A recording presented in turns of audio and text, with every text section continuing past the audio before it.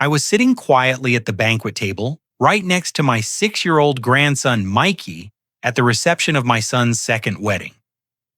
The elegant hall of the estate was illuminated by the warm light of candles, laughter, and the clinking of champagne glasses. Everything seemed perfect, a new beginning for my son, after years of sadness. Suddenly, little Mikey squeezed my hand tightly and whispered to me, "Grandpa, I want to leave right now." I looked down, worried by the trembling in his voice. "What is wrong, buddy?" Trembling, he replied, "Grandpa, you haven't looked under the table, have you?" Slowly, I crouched down and looked under the spotless white tablecloth. I froze. I took my grandson's hand and we stood up in silence.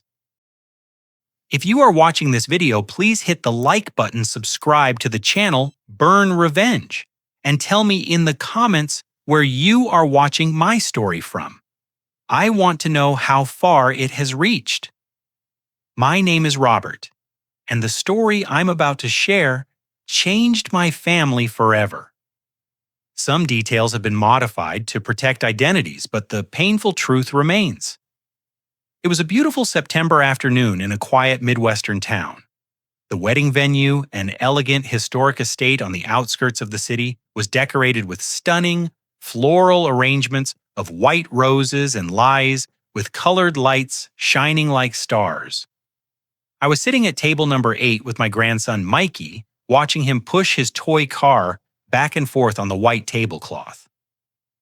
His transparent brown eyes seemed immersed in a world of their own, where the noise of the adults around him did not exist.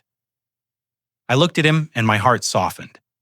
Carefully, I adjusted the small bow tie on his shirt collar, a gesture as gentle as if I were caressing the memories of his mother Grace, whose tender smile I still remember, as if it were yesterday.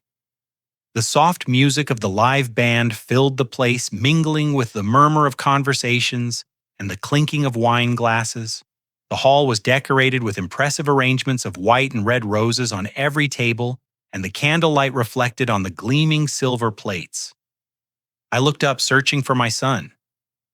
David was busy going from table to table, making toasts to thank the guests with a radiant smile that seemed to want to hide the emptiness.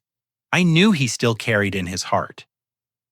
His new bride Vanessa, dazzling in her wedding dress embroidered with bright beads and delicate lace, was posing for photos with her friends.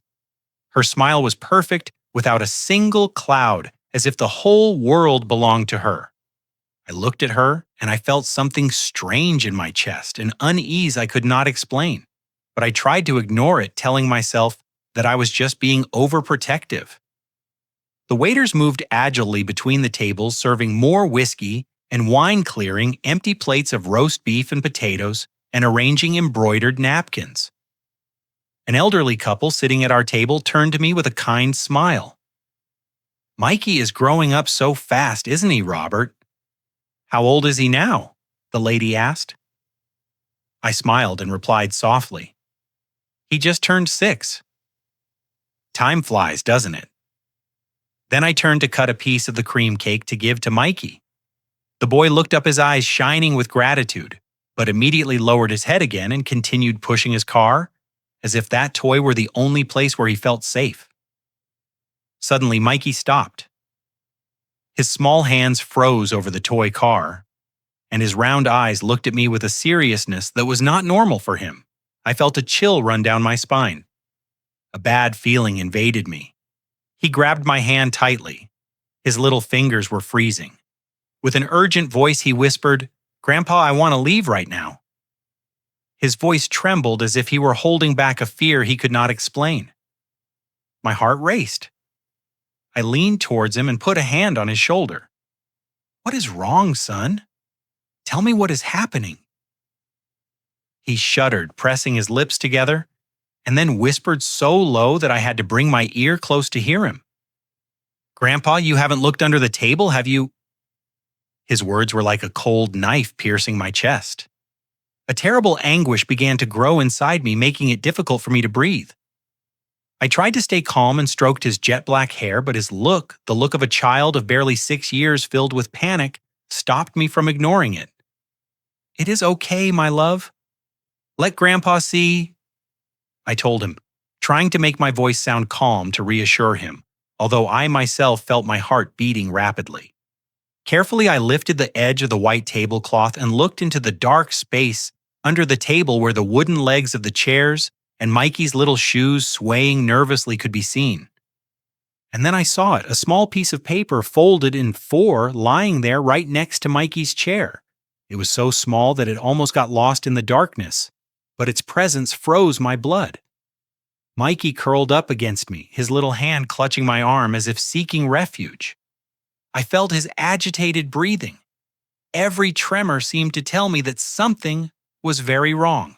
I crouched down completely, and with a trembling hand, I picked up the paper. The people around us continued laughing and toasting. But in that instant, my entire world shrank until only I, Mikey, and that damned paper in my hand remained. I unfolded it. The dim light of the candle on the table was enough to read the scribbled words, Table 8, Special Guest Boy. Add extra crushed peanuts to the dessert. A few words, but they were like a direct punch to my heart. I felt the blood freeze in my veins and the air got stuck in my chest. Mikey is severely allergic to peanuts, something my whole family knows perfectly well. A single trace would be enough to put him in mortal danger. Who could have written this? Who could be so cruel? Right on the day of my son's wedding? I squeezed Mikey's hand, feeling his little fingers tremble inside mine. I stood up suddenly, not caring about the surprised looks of the people at our table. The elderly couple stopped talking and looked at me with concern. I hugged Mikey with all my strength, as if I feared that if I let him go, he would disappear. The laughter and music continued to play, but for me, everything had turned into a heavy and suffocating silence. Memories of other times invaded me, taking me out of that glittering wedding hall back to the years when our family was complete. I once thought my son's home would always be full of laughter. But life, like a sudden storm, blew out that flame of happiness, leaving us with scars that would never heal. I remember Grace, my daughter-in-law, like I remember the morning sunlight filtering through the window at dawn. Her smile was tender and warm. She always made me feel as if I had gained a daughter, not just a daughter-in-law. Grace never raised her voice, never did anything that worried me. She was one of those people who, just by looking at them, made you feel at peace. I still remember those windy afternoons in the suburbs when I visited David and Grace's cozy house. Mikey's laughter, who was barely learning to walk, echoed in the backyard while he chased a bright-colored ball. Grace would be on the porch, with a basket of freshly cut vegetables from her small garden, smiling as she watched her son. "Robert, try the stew I made. Tell me what you think." She would often tell me with a voice full of pride while placing the steaming plate in front of me. I would sit there eating and chatting with her about simple things, while Mikey crawled on the floor, grabbing that same toy car he still loves today. But the most beautiful memory, and also the most painful, is the night Mikey got seriously sick. He had a severe allergic reaction after accidentally eating a cookie with peanuts at a neighbor's house. His little body was swollen, struggling to breathe. Grace held him while tears rolled silently down her cheeks as we rushed to the emergency room. "Robert, I'm so scared," she whispered, with a trembling voice in the hospital waiting room after the doctors took Mikey away. I sat next to him, holding her hand, trying to calm her. "Do not worry, dear. The boy is strong. He is going to be fine." But inside, the worry weighed on me like a stone. I stayed awake with Grace until dawn, when the doctors finally told us that Mikey was stable and would recover completely. Grace turned to look at me with red eyes, but with a weak smile. "Thank you, Robert. Without you, I do not know what I would have done." I just took her hand and squeezed it tight, wanting to tell her that I would always be there for her and Mikey. I thought that small family would be happy forever, like a song that never ends. But then one fateful afternoon 2 years ago, everything collapsed. The phone rang while I was washing the dishes in my kitchen. The cold voice of a police officer was heard on the other end of the line. "Mr. Robertson, we regret to inform you that there has been an accident." I do not remember how I finished listening to the sentence. I only know that my hands shook so much that I dropped a plate on the floor and it shattered. Grace had died instantly when a truck that lost control crashed into her car on the highway outside the city. I stood there paralyzed, feeling the world crumble before me.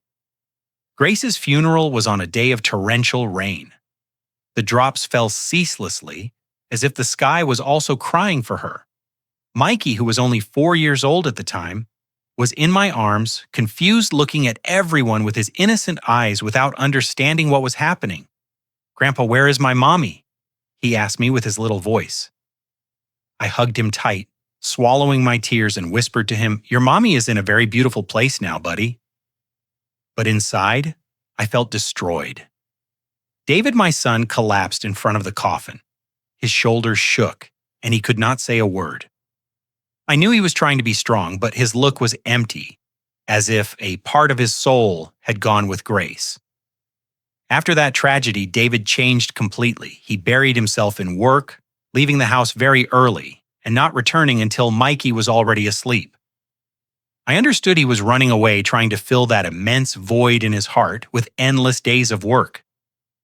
But Mikey, my poor boy, was the one who suffered the most. He began to speak less. His look was often sad, as if he were waiting for a miracle that would bring his mother back. I became his main caregiver. I took him to school every morning and sat by his bed every night to tuck him in. "Grandpa, tell me a story about my mom." He would ask me often before falling asleep, and I would tell them with a broken voice, talking about how Grace sang to him so he would sleep, how she cut fruit into little pieces to make his favorite snack, how she taught him to know the birds in his backyard. Every story was an attempt to keep Grace's image alive in Mikey's mind and also in my heart. Rose, David's younger sister, also became an essential support during those days. She, with her warm heart and infinite patience, often came to the house bringing coloring books or homemade cookies for Mikey.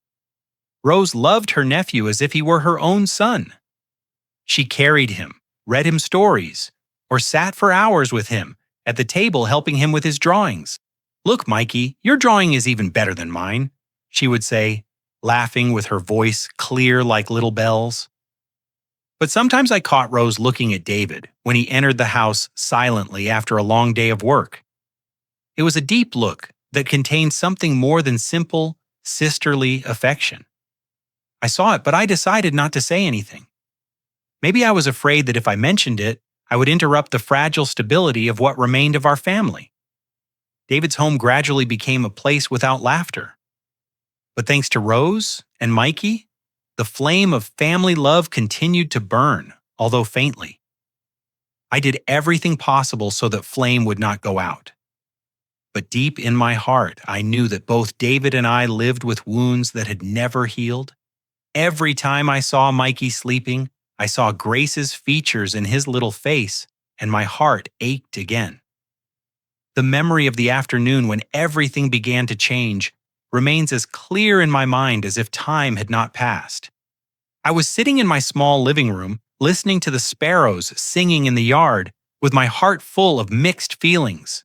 It was the first time David brought Vanessa home to introduce her to the family. I tried to open my heart. I tried to see that woman with the eyes of a father who wants his son to find happiness again after so much pain.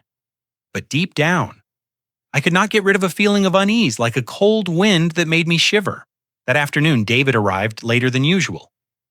I was in the kitchen preparing Mikey's favorite chili when I heard the door open. David entered with a strange glow on his face. His eyes lit up like in his youth when he spoke to me about Grace with a passion he could not hide. "Dad," he said with an excited voice, leaning on the doorframe, "I want you to meet someone." I left what I was doing and looked at him, feeling a bit of nervousness. "Someone special." I asked, trying to keep my voice calm. David smiled a smile I had not seen on him for a long time.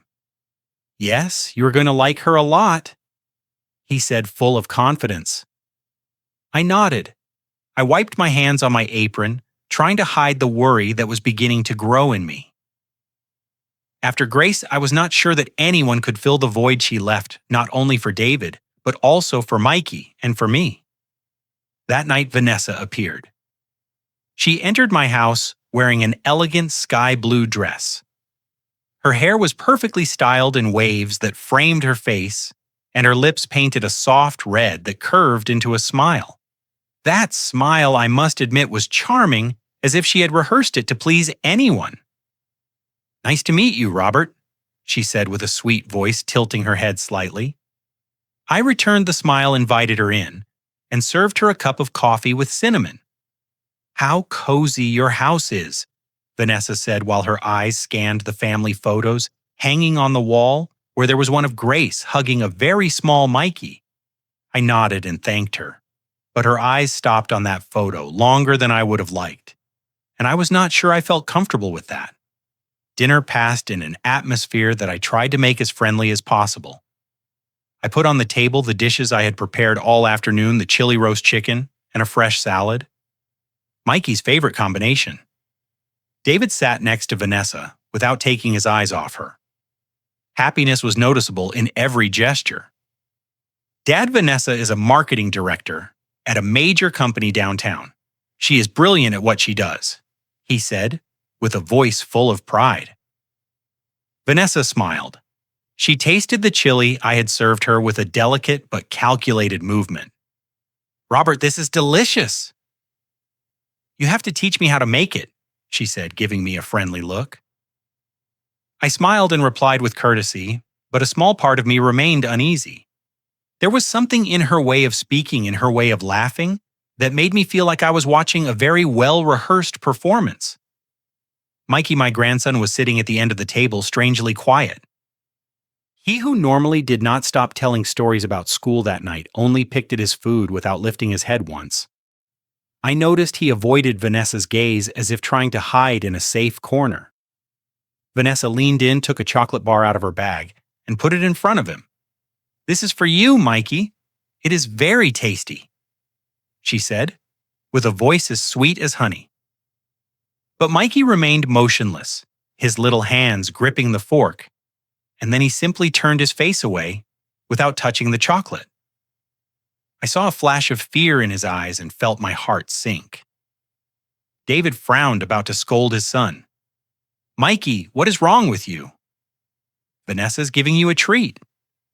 I intervened quickly. Nothing is wrong. He's probably just a little tired. Leave him alone, son. David sighed but said nothing more and turned to pour more wine for Vanessa, as if trying to cheer up the mood. Rose, who was also at the dinner, sat across from me, eating in silence, but I noticed how her expression darkened when Vanessa took David's hand under the table. Rose has always been protective of her brother and nephew. When Vanessa took David's hand, Rose's fork stopped halfway to her mouth, and I saw how her fingers tightened a little. She said nothing, just lowered her head, and continued eating. But that silence was heavier than any word. I wanted to ask her what was bothering her, but I knew it was not the moment. After dinner, Vanessa insisted on washing the dishes, although I refused several times. Robert let me do it. You rest, she said with overflowing enthusiasm. I accepted reluctantly and watched her enter the kitchen, roll up her sleeves, and hum a cheerful melody while she cleaned. She did everything impeccably. The plates were organized, and the sink gleamed. For a moment I thought, this woman seems very attentive. But then when I went out to the living room, I saw Mikey sitting on the floor coloring with his colored pencils. Vanessa approached and sat next to him. How beautifully you draw, Mikey. What is it? Let me see, she said, reaching out her hand towards his drawing. But Mikey dropped the pencil immediately and leaned back with an expression of mistrust, as if she were a threat. Vanessa looked at me sideways and quickly forced a smile as if to hide the awkward moment. "What a shy boy," she said with the same sweet voice. But I saw something strange flash in her eyes. David, meanwhile, did not seem to notice anything out of the ordinary. He was busy telling funny anecdotes from work and laughing out loud every time Vanessa made a joke. The introduction ended with my son completely satisfied, saying goodbye to Vanessa at the door, with his gaze fixed on her, as if there were no one else in the world. I stayed there watching them walk away with a strange feeling in my heart, as if something was not quite right. Time passed, and Vanessa gradually became part of our lives. One morning, with the sun flooding the living room through the windows, I was reading the newspaper when Vanessa appeared smiling from ear to ear. "Robert, today I want to take Mikey to the park." "Is that okay with you?" she asked, with a voice full of enthusiasm. I looked at Mikey, who was on the floor playing with his wooden blocks, with a blank expression. "Of course I am sure he will love it," I replied, forcing a smile. Although I felt a little doubt inside. David had gone to work, and I thought that maybe a little fresh air would do Mikey good.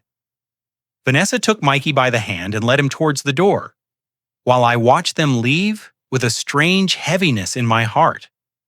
When they returned, Vanessa entered with a triumphant smile. He had so much fun. He wouldn't stop going on the slide and even asked for another vanilla ice cream. She recounted with a voice full of emotion. But when I looked at Mikey, I saw that his shirt was dirty, with some spots of dried mud on the blue fabric that I had ironed that morning.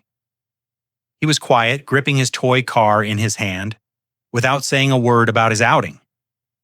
"Did you have fun, buddy?" I asked him, crouching down to stroke his hair.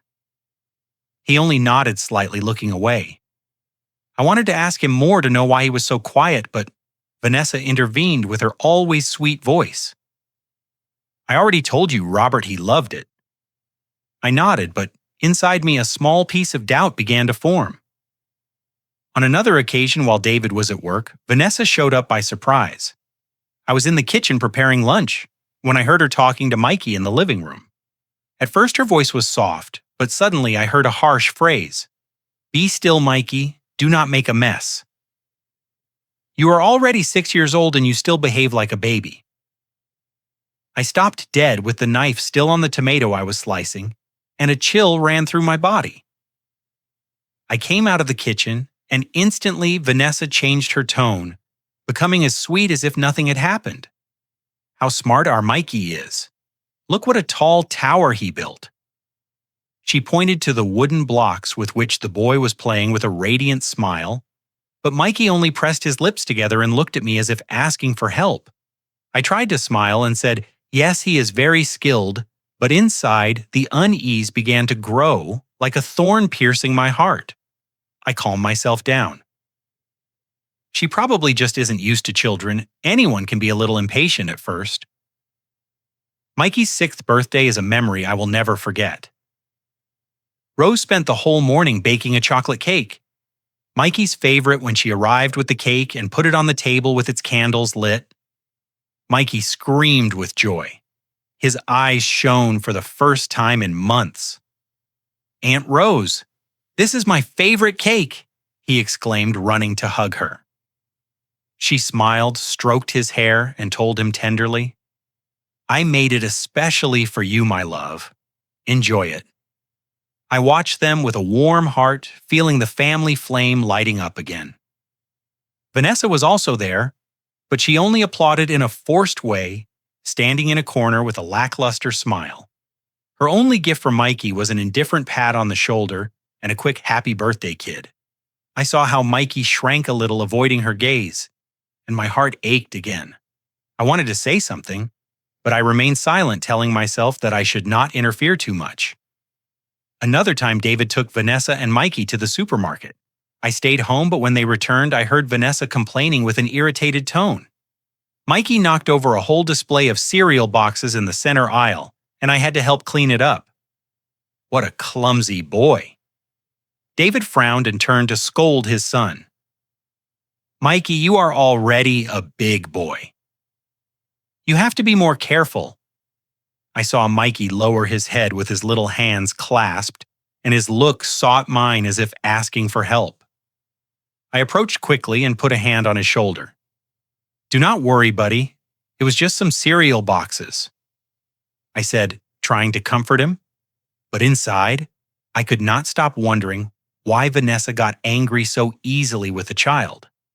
Why couldn't she be more patient and understanding like Grace was?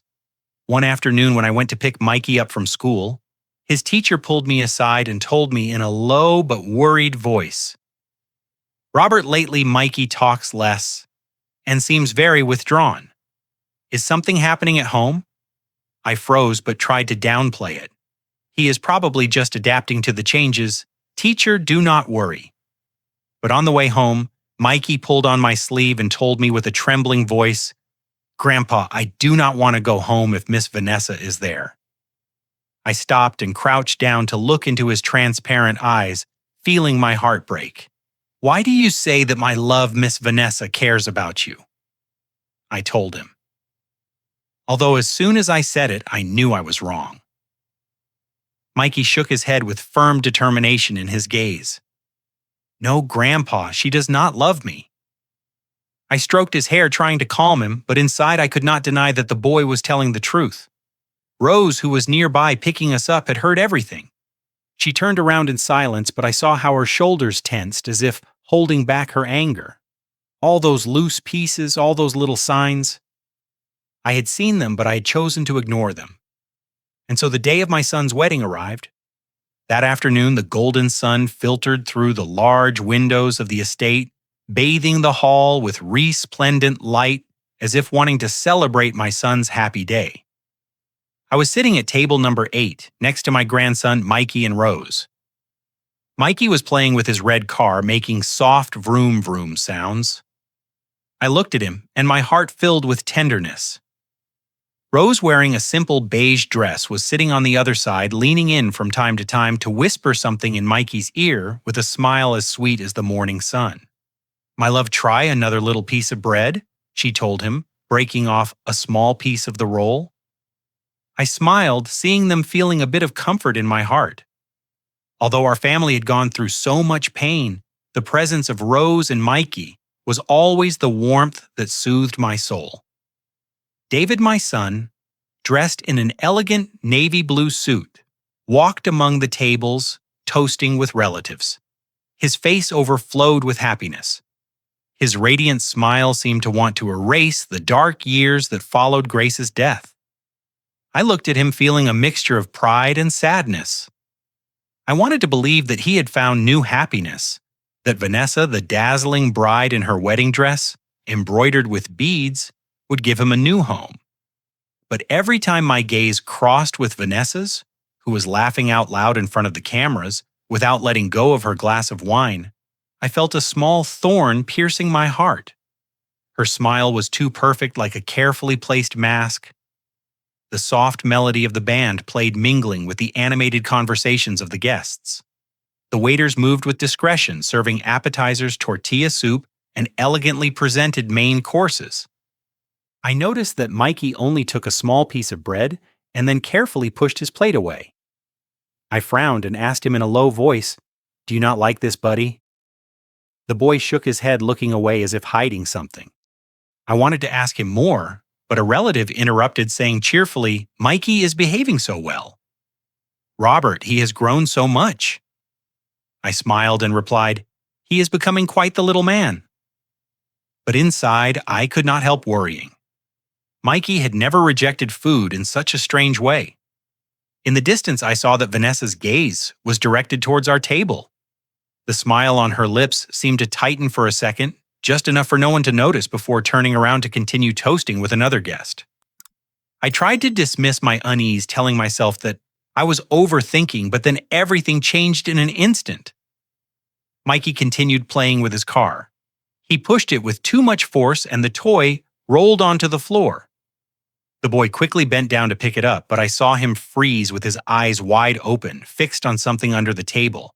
I leaned in to ask him what was wrong when Mikey pulled out a small piece of paper folded in 4 with trembling hands and a pale face. Immediately, he clung to my hand and whispered urgently, "Grandpa, let's go. Please, let's go now." My heart began to beat fast as if it wanted to jump out of my chest. "What is wrong, buddy?" I asked, trying to stay calm. But Mikey's look of panic made it difficult.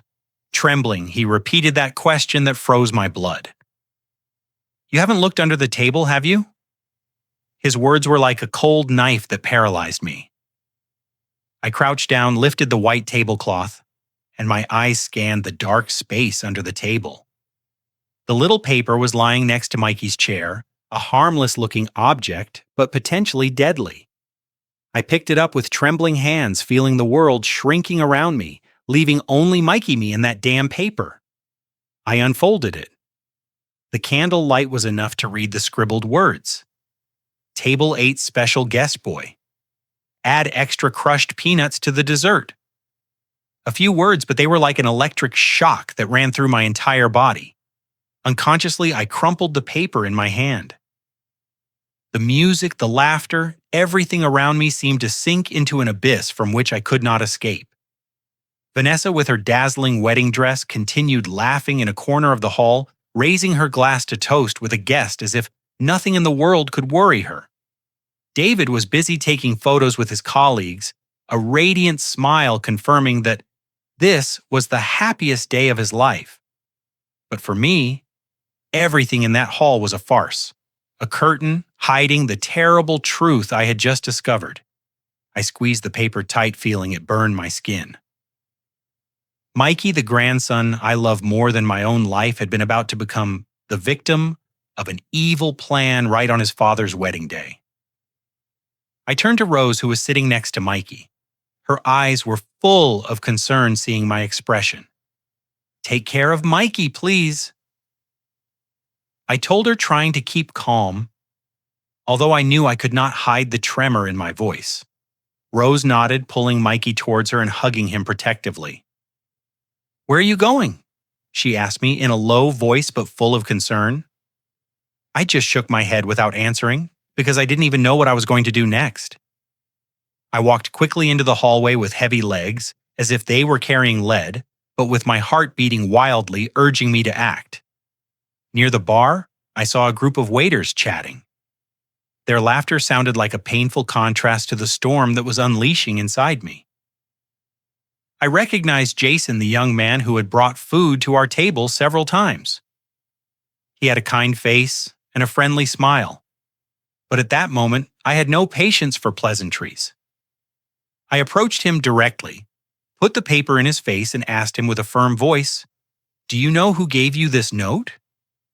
Jason looked at the paper and his face changed instantly. His carefree smile turned into an expression of panic. "Sir, is that the paper from my notepad?"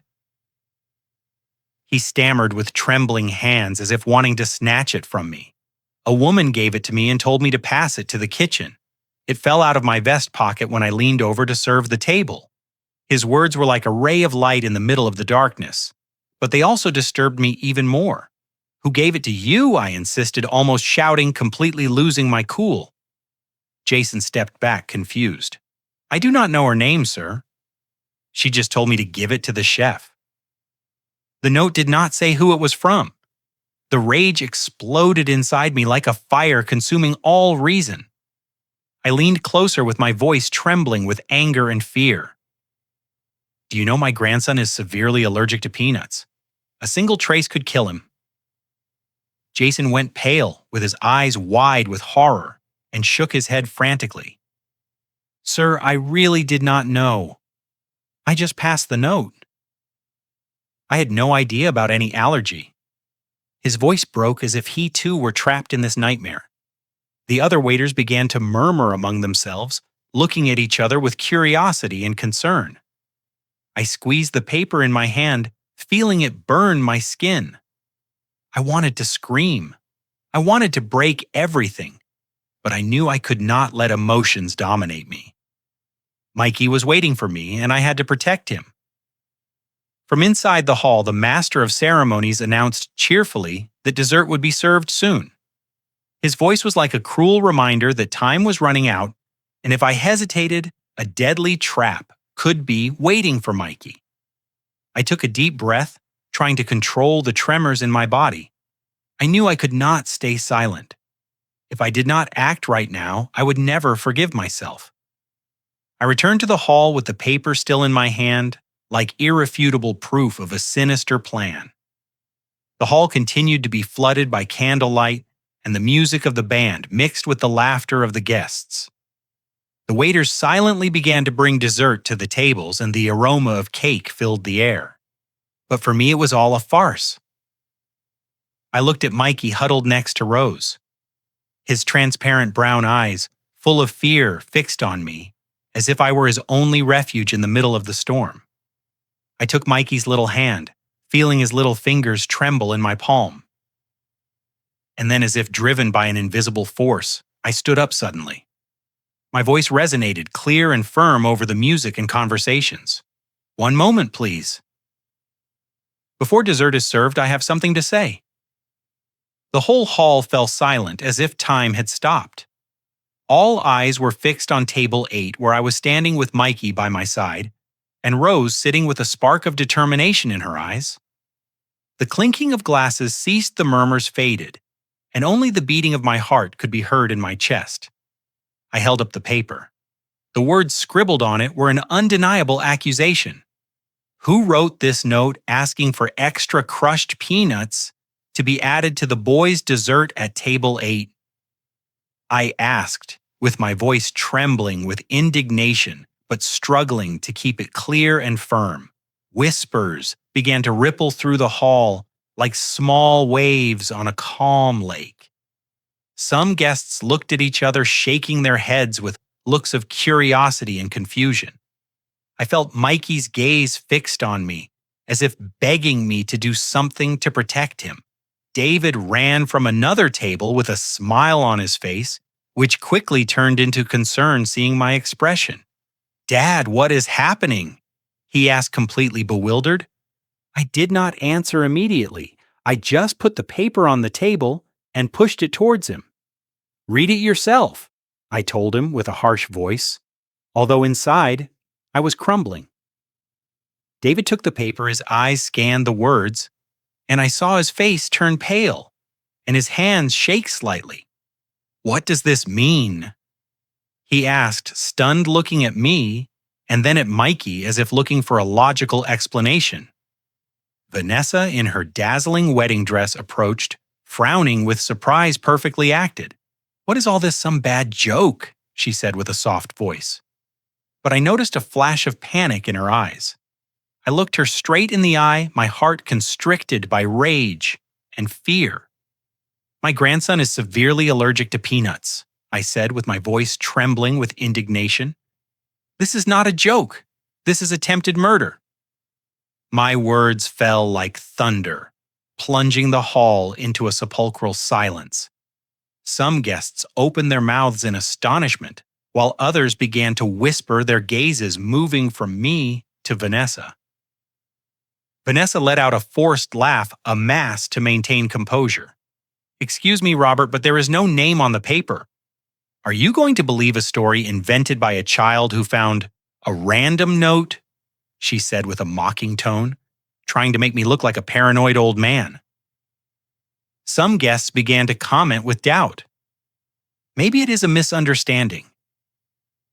Who would do something like that at a wedding?" The blood boiled in my veins. Vanessa's audacity left me almost speechless. I wanted to scream. I wanted to rip off that wedding dress to reveal the truth, but I knew I had to keep calm for Mikey, for my family.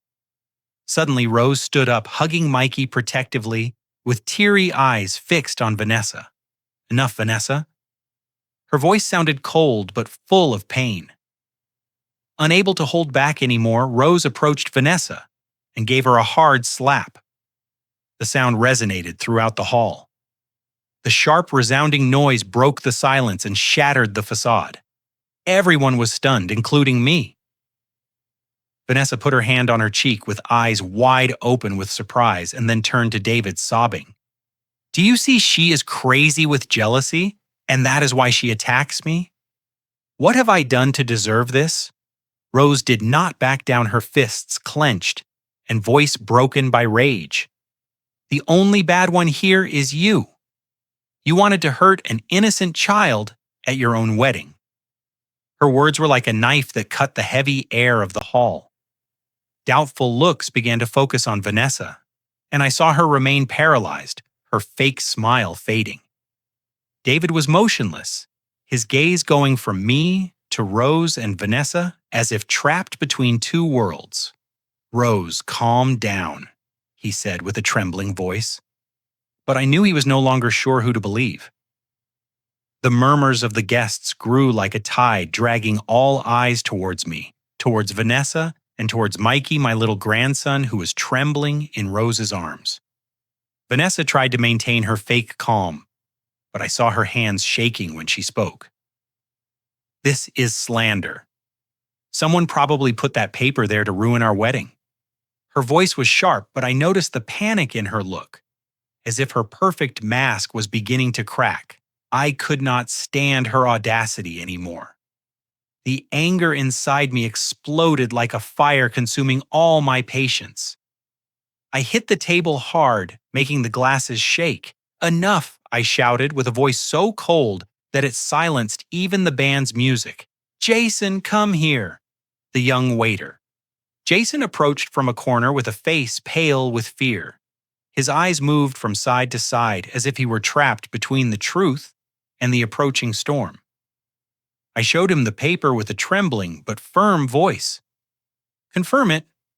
Is this the note you received?" Jason nodded repeatedly, stammering. "Yes, sir. That is the one. A woman gave it to me and told me to give it to the kitchen staff." It fell out of my vest pocket when I leaned over to serve the table. He lowered his head as if wanting to avoid my gaze. I felt my blood boiling, but I forced myself to stay calm because I knew everyone in the hall was watching. Vanessa hurried to interrupt with a sharp, almost desperate voice. "He's wrong. I know nothing about that note." But before she could answer, a weak but pain-filled voice was heard from behind. Melissa, Vanessa's younger sister, burst into tears and stood up from her chair at the family table. "It was Vanessa who gave me that note," said the young woman, trembling as tears ran down her cheeks. "She asked me to give it to the waiter. I swear I did not know what it said. She told me it was a special dessert request." A murmur of astonishment ran through the hall. "My God, I cannot believe it. How is it possible?" I looked at Melissa, and my heart softened. She was barely 20 years old. Her eyes were red and full of confusion, as if she too were trapped in this nightmare. Vanessa turned abruptly and yelled at her sister, with her face distorted by anger. "Shut up, Melissa! How dare you invent lies to harm your own sister?" Her voice was cutting, but I saw her lips trembling as if she were struggling to hide the truth. Melissa stepped back, trembling from head to toe, and said between sobs, "I'm not lying, Vanessa. I only did what you asked me. You know Mikey is allergic to peanuts. You have mentioned it before." Her words were like a dagger that pierced Vanessa's falsehood, leaving the whole hall in shock. An elderly relative at our table shook his head with a broken voice. "How is it possible to try to hurt an innocent child?" Rose stepped forward, still holding Mikey protectively, and said with an icy voice, "If you continue to deny it, we can ask the venue to check their security cameras. Everything will be cleared up in a moment." Her words were like a stone thrown into a lake, causing waves of panic. Vanessa's face turned ashen, her lips tightened, and her gaze desperately sought an escape. But there was no escape anymore, and that silence for me was the clearest confession of all. David remained paralyzed, with a trembling hand on Mikey's shoulder, looking with horror at the woman he had just called his wife. His voice broke as if trying to cling to the hope that it was all a misunderstanding. But his look passing from the paper to Mikey said it all. I saw his heart break just as mine had broken upon discovering the plan. An uncle stood up and shook his head disgusted. "It is incredible. So much evil on a day of celebration." His voice trembled with indignation.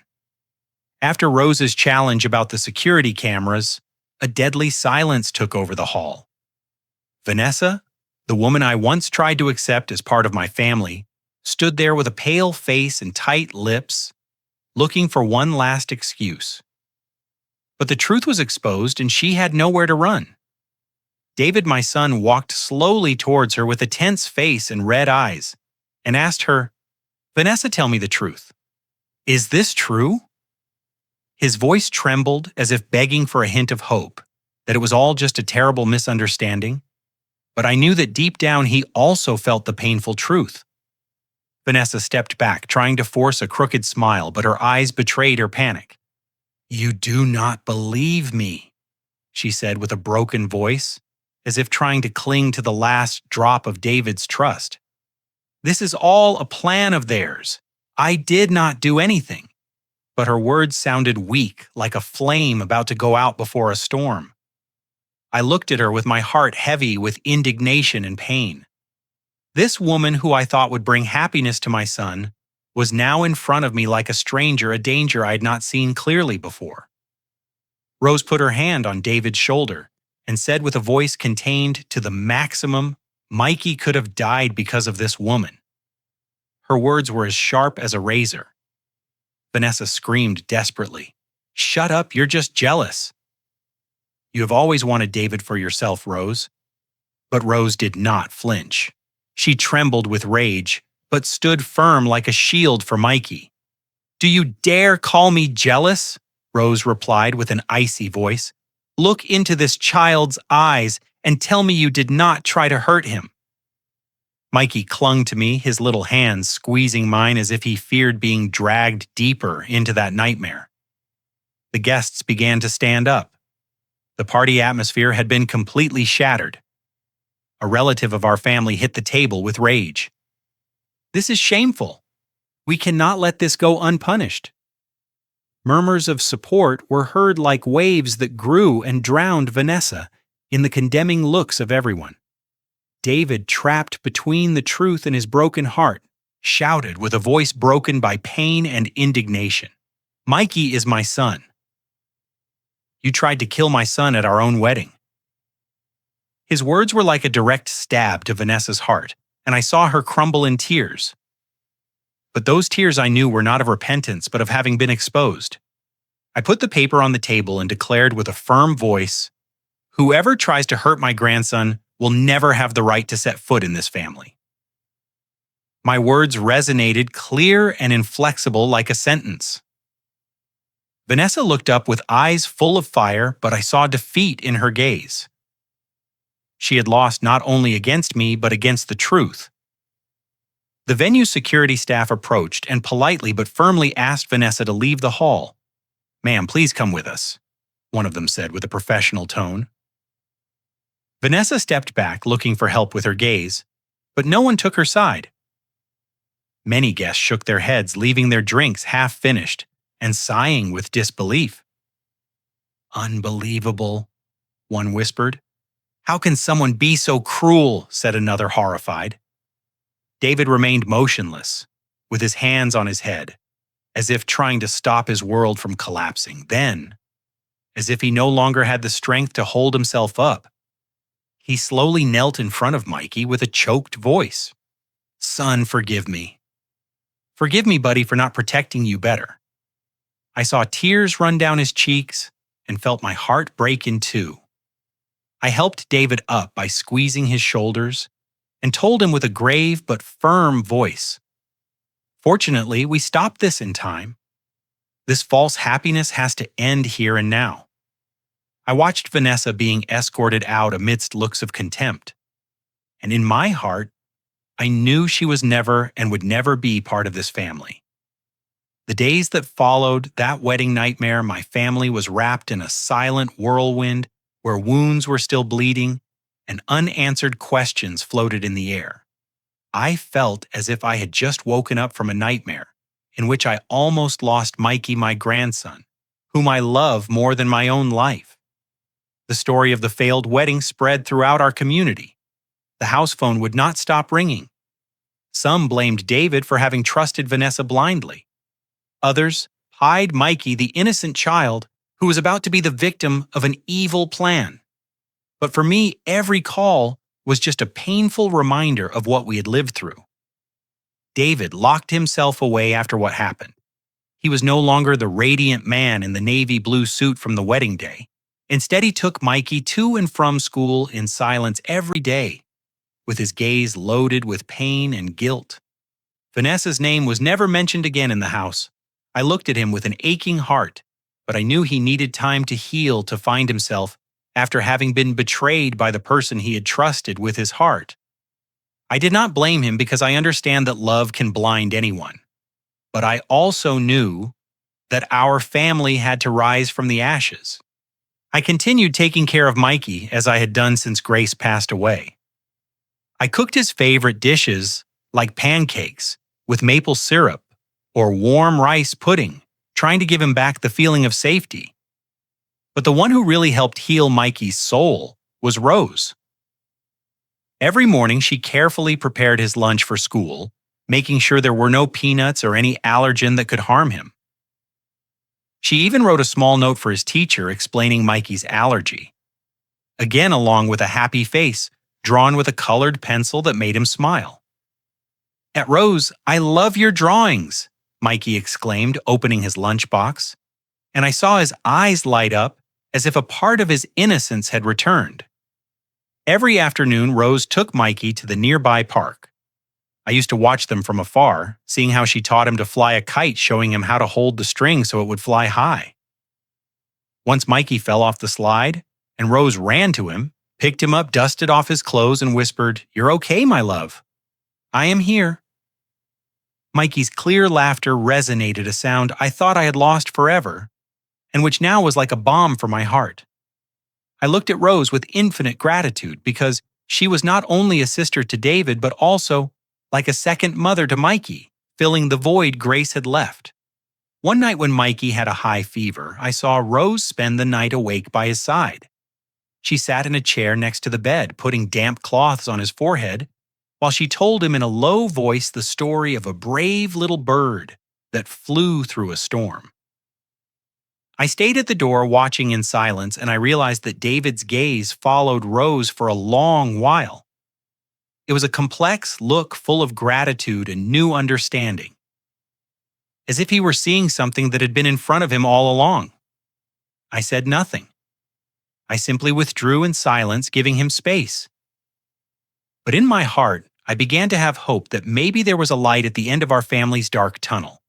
One night during one of the rare dinners when we were all together sitting around the table with the hot stew I had prepared, Mikey suddenly looked up with his transparent eyes fixed on Rose. "I want Aunt Rose to be my new mom," he said, with a soft voice, but clear as if it were something he had been thinking about for a long time. Everyone at the table fell silent. Rose blushed and lowered her head, grabbing the spoon as if to hide her embarrassment. David remained paralyzed with cloudy eyes, as if Mikey's words had touched a very deep fiber in his heart. I smiled. I put my hand on David's shoulder and told him with a warm voice, "True happiness, son, does not come from a dazzling wedding dress, but from a sincere heart that knows how to love." David looked at me, then looked at Rose, and I saw a small spark of hope shine in his eyes. Time passed, and Vanessa disappeared completely from our lives, like a toxic wind that had blown over. Mikey became a happy child again, always attached to Rose with his red car and the drawings he made for her. I watched him run and play in the yard, feeling great relief, but also a stab of pain thinking about everything he had had to go through. One day, David took Rose's hand. He stood in front of me in the living room and said with a trembling but firm voice, "Dad, I know I was wrong. I was blind. I put Mikey in danger, but this time I do not want to let go of the person who has really been by our family's side all along." Rose lowered her head with flushed cheeks, but I saw a radiant smile on her lips. I nodded while tears silently rolled down my cheeks. "Son, all I want is for you and Mikey to be happy," I told him with a broken voice. That night after Mikey fell asleep, I sat by the window watching the silver moon stretching over the quiet street. Its soft light was like a reminder that although our family had gone through dark days, the light always finds a way to break through. I whispered to myself, Family is not always made of blood ties. Sometimes it is chosen with love and courage. After the dark wedding, a new chapter had really begun full of light for my family. I looked toward the yard, where the kite that Rose and Mikey had flown the day before was still lying. And I knew that although the old wounds might never heal completely, we would move forward together with love and strength as our support. After going through all this, I understood something very important. In life, there are losses that cannot be replaced, betrayals that break the heart. But sincere love will always be the light that illuminates the path. Family is not only built with blood ties, but also with choices with the courage to protect each other from darkness and danger. It is sacrifice and true affection that brings lasting happiness, not false appearances. I want everyone to remember that we must listen to our instincts when it comes to protecting those we love. We must let the heart guide us because sometimes a small act of attention can save a life. And it is kindness that takes us out of nights that seem to have no end. The story you have just heard has been modified in names and places to protect the identity of the people involved. I do not tell this to judge, but with the hope that someone listens and stops to reflect. How many families are suffering in silence inside their own homes? I wonder if you were in my place, what would you have done?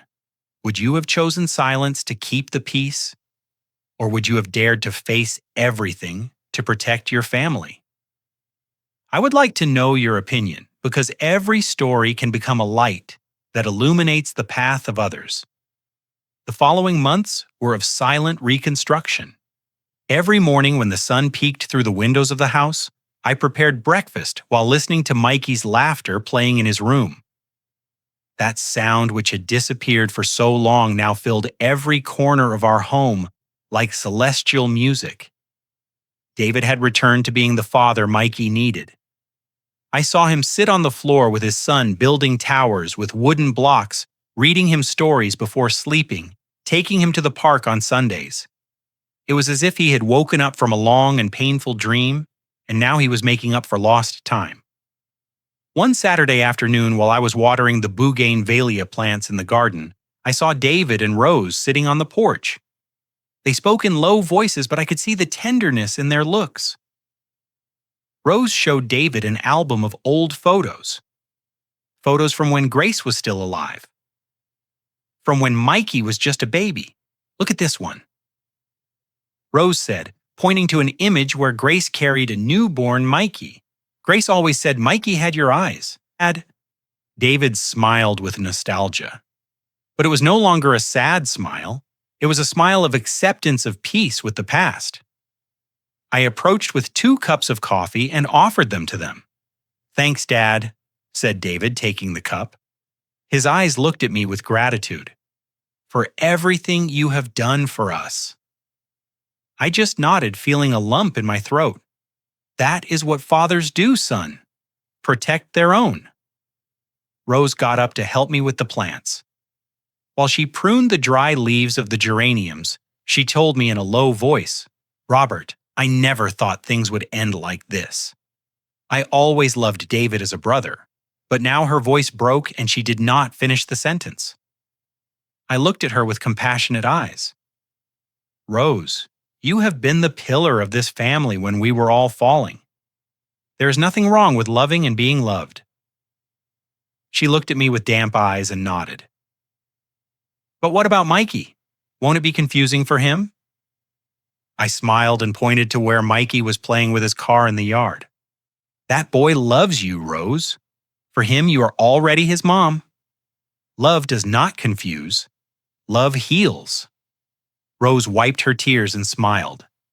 "Thank you, Robert. Your words mean a lot to me." Weeks passed, and the transformation in our family was evident. David began to arrive earlier from work. He no longer locked himself in his office until late at night. Now he had dinner with us, helped Mikey with his homework, and on weekends organized family outings. One Sunday morning, David announced that we were all going to the lake. Mikey jumped with excitement. Really, Dad? Are we going to the lake? David picked him up and spun him in the air. Really, champion? And Aunt Rose is coming too. We prepared ham sandwiches, a cooler with sodas and iced tea, and got into David's car. The trip was full of songs. Rose taught Mikey the lyrics to You Are My Sunshine, while David and I sang from the front. It was as if the years of pain had dissolved, replaced by this simple and genuine joy. When we arrived at the lake, the water shone under the sun like thousands of diamonds. Mikey ran towards the shore with his bucket and shovel, screaming with excitement. Rose ran after him, making sure he didn't get too close to the water. David and I sat on a bench under a large tree watching them. Dad, David said after a long silence, I want to ask for your blessing. I looked at him knowing exactly what he wanted to talk about. For Rose, I asked.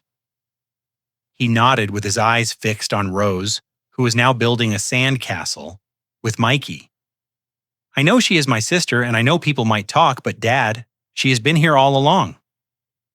When I was lost in my pain, when Mikey needed me, and I wasn't present, Rose was there not as a sister, but as something more. His voice trembled with emotion. I put my hand on his shoulder. Son, Rose is not your bloodister. She is your sister because her parents adopted her when she was just a baby. There is no impediment, neither moral nor legal. And if you ask me, I don't know anyone better for you and for Mikey than Rose. David looked at me with bright eyes. Do you really mean it?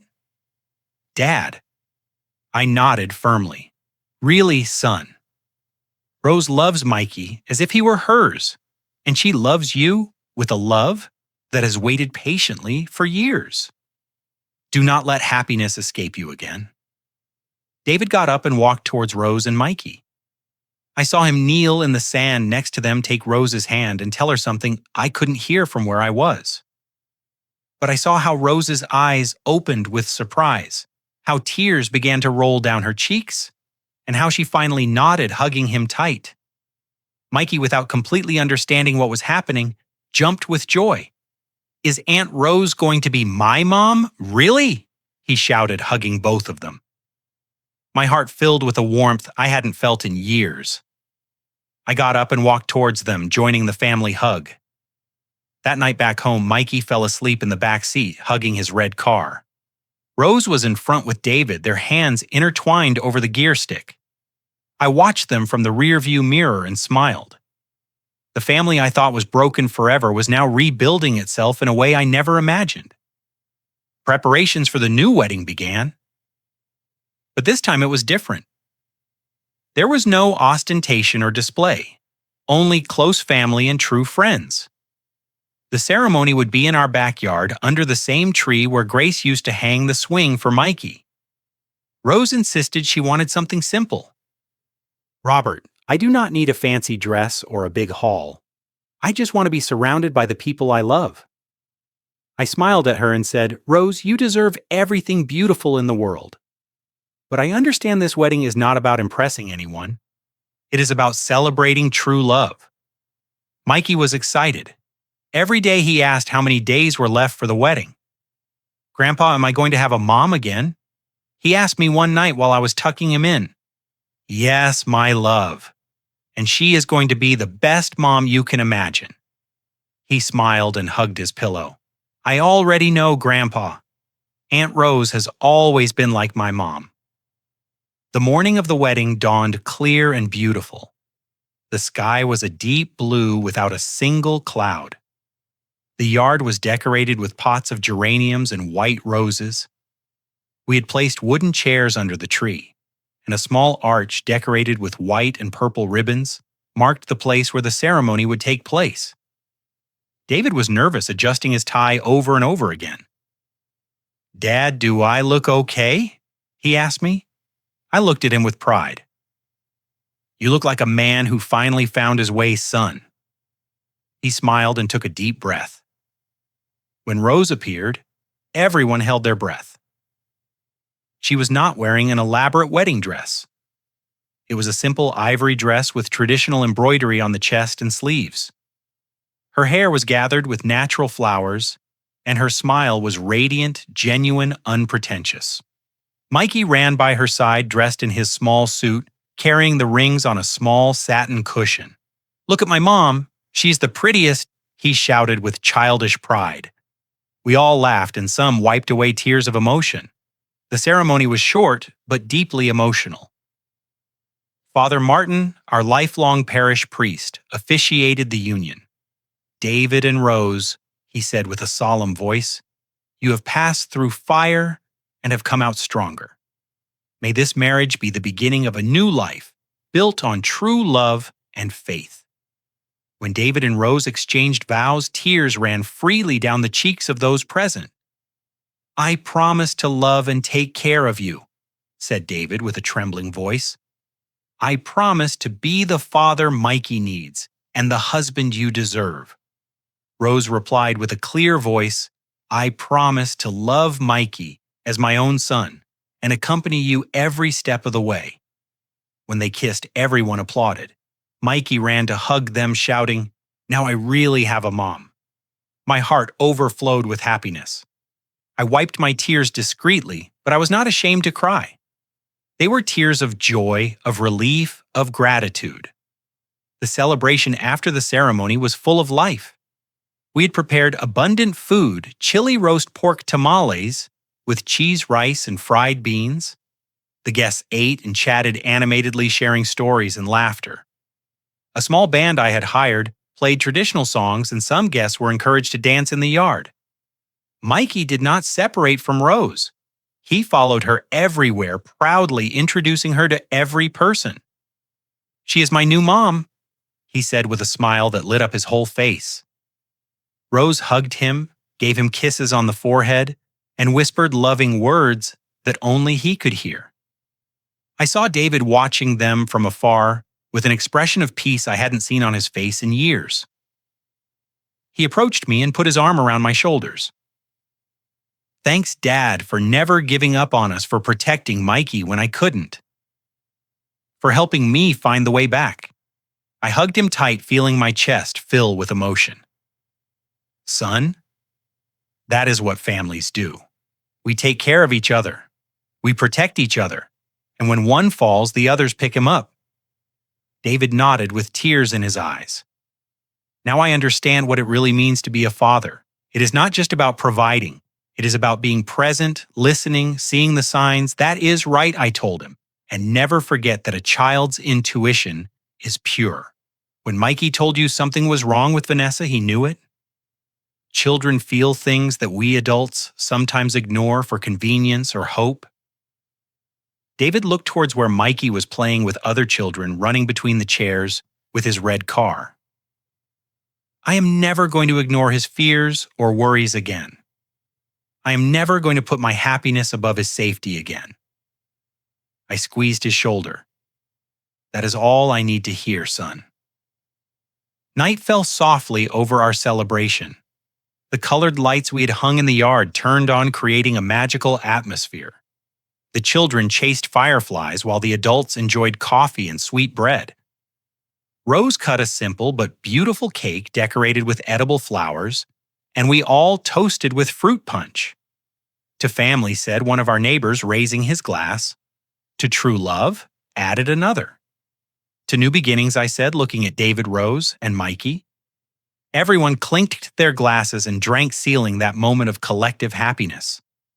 When the guests began to say goodbye, each one approached to hug the new couple and wish them the best. Aunt Martha, a distant cousin, took my hand and told me, "Robert, you saved that boy. God bless you for your courage." I smiled at her. It wasn't just me. It was Rose who had the courage to confront the truth. It was Mikey who had the instinct to recognize danger. It was the whole family. Weeks turned into months, and life in our house found a beautiful and peaceful rhythm. Every morning I woke up to the smell of the coffee Rose prepared and Mikey's laughter playing before going to school. David left early for work, but always returned in time to have dinner with us. Family dinners became sacred. We sat around the table sharing not only food, but also stories of the day. Mikey talked about his friends at school, about what he had learned about the drawings he had made. Rose talked about her plans to remodel the garden, about the new recipes she wanted to try. David shared anecdotes from work, but always ended up saying, "But the best part of the day is coming back here with you guys." One afternoon while I was watering the plants, Mikey came running. "Grandpa, look what I drew at school." He showed me a drawing on colored paper. It was our family hymn in the center holding hands with David on one side and Rose on the other. I was behind them with my arms outstretched, as if protecting them all. "It is beautiful, buddy," I told him, feeling a lump in my throat. "And who are we all?" He pointed to each figure. "This is you, Grandpa. This is my dad. This is my mom, Rose. And this is me. We are a happy family." I hugged him tight, feeling tears wanting to come out. "Yes, my love. We are a happy family." I hung that drawing on the refrigerator where it would remain for years. A constant reminder that after the storm, calm always comes. After pain, healing always comes. After darkness, light always comes. Sundays became special days. After Mass at St. Michael's Parish, we all went together to the market to buy fresh vegetables, fruits, and sometimes a treat. Mikey went hand in hand with Rose, pointing out everything that caught his attention. "Mom, look at those peaches. Can we buy some?" Rose smiled and bought everything Mikey asked for within reason. Then we returned home and we all helped prepare Sunday lunch. David peeled potatoes, Rose made the sauce, I supervised the stew. And Mikey set the table carefully, making sure every fork was in its place. It was a simple ritual but full of meaning. It was family in its purest form. One night, several months after the wedding, Rose looked for me in the garden where I used to sit and watch the stars. She sat next to me on the wooden bench under the tree. "Robert," she began with a soft voice, "I want to thank you. Thank me for what I asked." She took my hand, for giving me the opportunity to be part of this family. For not judging me when I felt something more for David being his adopted sister. For defending me at the wedding when no one believed me, for treating me like a daughter. I looked at her with eyes full of affection. "Rose, you have always been like a daughter to me. Since you were little and came to play with David, I saw you grow. I saw you become a beautiful and compassionate woman. And when I saw how you took care of Mikey after we lost Grace, I knew you were an angel that God had put on our path." She began to cry silently. "I have something to tell you," she whispered. "I'm expecting a baby." My heart stopped for a second and then began to beat strongly. "Really?" I asked, almost breathless. She nodded, smiling through tears. "2 months I haven't told David yet. I wanted you to be the first to know." I hugged her tight, feeling that my joy was so great it didn't fit in my chest. "Rose, this is the best news. Mikey is going to have a little brother or sister. The family keeps growing." She wiped her tears. "I am a little scared. What if I'm not a good mother? What if I make mistakes?" I took her hands. "Rose, look at everything you have done for Mikey. That boy adores you. You are the best mother he could have, and you will be just as wonderful with this new baby. We all make mistakes, but the important thing is love, and you have plenty of love to give." That night when David came home, Rose gave him the news. I saw it from the living room, watching how my son's face transformed from surprise to absolute joy. He lifted her in his arms and spun her around, laughing and crying at the same time. "Really, are we going to have a baby?" he repeated over and over again. Rose felt radiant. Mikey came running in, intrigued by all the commotion. "What is happening? Why are you happy?" David picked him up and told him. "Mikey, are you going to be a big brother?" "Mom, Rose is expecting a baby." Mikey's eyes opened huge. "A baby to play with me." We all laughed. Yes, my love, said Rose. A little brother or sister for you? Mikey shouted with excitement and hugged Rose. I am going to be the best big brother in the world. I am going to teach him to play with cars and to draw and to fly kites. My heart filled to the brim. This family that had been on the verge of destruction was now flourishing in ways I never imagined. The following months were of preparation and anticipation. Rose and David arranged the guest room to turn it into a nursery. They painted the walls a soft yellow and hung mobiles of stuffed animals. Mikey insisted on putting some of his favorite toys in the room. So the baby doesn't feel lonely, he explained. I knitted a sky blue blanket, not knowing yet if it would be a boy or a girl, but wanting this baby to know from before birth that he or she was loved. Every stitch was a prayer. Every turn of yarn was a wish for protection and happiness. One cold January dawn, Rose felt contractions. David took her quickly to the hospital while I stayed with Mikey. Grandpa, is my mom going to be okay? He asked with concern. Of course, my love. And soon you're going to meet your little brother or sister. Hours later, David called. His voice was broken with emotion. Dad, it is a girl, a beautiful and perfect girl. Her name is Gracie, like Mikey's mom. I felt tears running down my face. Grace, I whispered, a perfect name. When we went to the hospital to meet her, Mikey carried a drawing he had made for his sister. It was a big yellow sun with the word welcome written in uneven letters. Rose was in bed, pale but radiant, holding little Gracie wrapped in a pink blanket.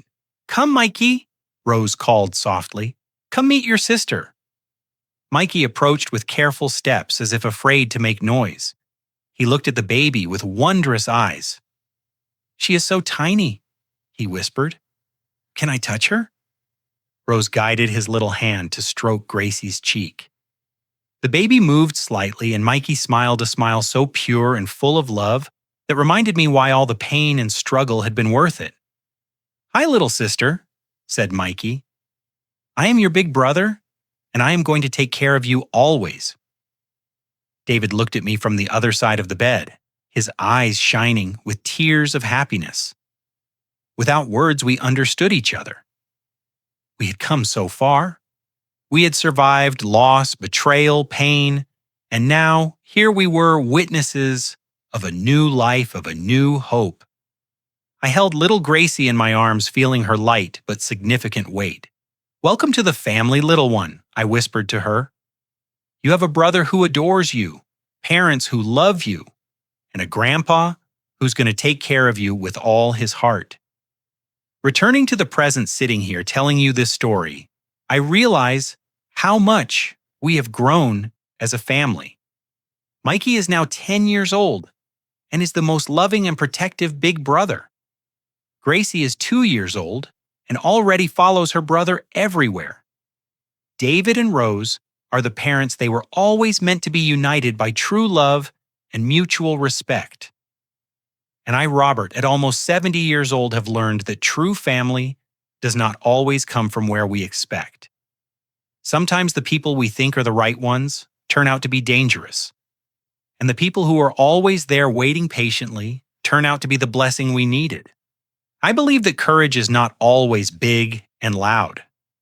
Sometimes courage is listening to a child when he says something is wrong. It is confronting uncomfortable truths. It is choosing to protect the vulnerable even when it is difficult. If you are watching this video, please hit the like button. Subscribe to the channel Burn Revenge and tell me in the comments where you are watching from. I want to know how far our message of protection and family love has reached. I want you to remember something important. If you ever feel that something is not right, especially when it comes to children, trust your instinct. Do not ignore the signs. Do not sacrifice safety to keep the peace or avoid conflict. Children depend on us adults to protect them.